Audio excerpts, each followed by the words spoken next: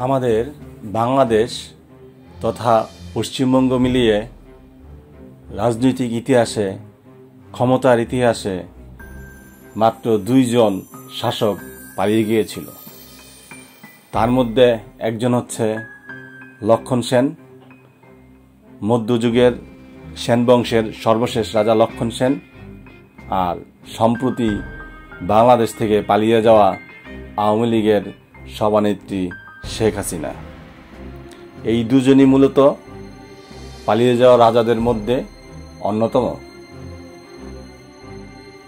তবে দুজনের মধ্যে একটা অমিল কিন্তু আছে, সেটা হচ্ছে রাজা লক্ষণ সেন পালিয়ে গিয়েছিল তুর্কি সেনানায়ক ইখতিয়ার উদ্দিন বখতিয়ার খলজির বাহিনীর ভয়ে, অন্যদিকে শেখ হাসিনা পালিয়ে গিয়েছিল জনগণের ভয়ে।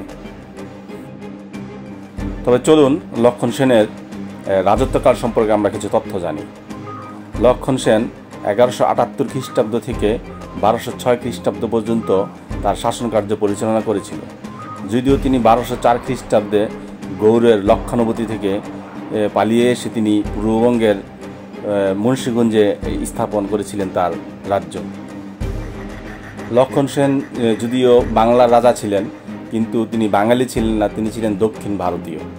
এবং তার রাজত্ব কিন্তু ছিল শুধু বাংলায় না, পাশাপাশি তার উড়িষ্যা এবং বিহারেও তার রাজ্যের বিস্তৃতি ছিল। ইতিহাস যখনই পালিয়ে যাওয়া রাজাদের গল্প আসবে, শাসকদের গল্প আসবে, তখনই এই দুজনের নাম আসবে।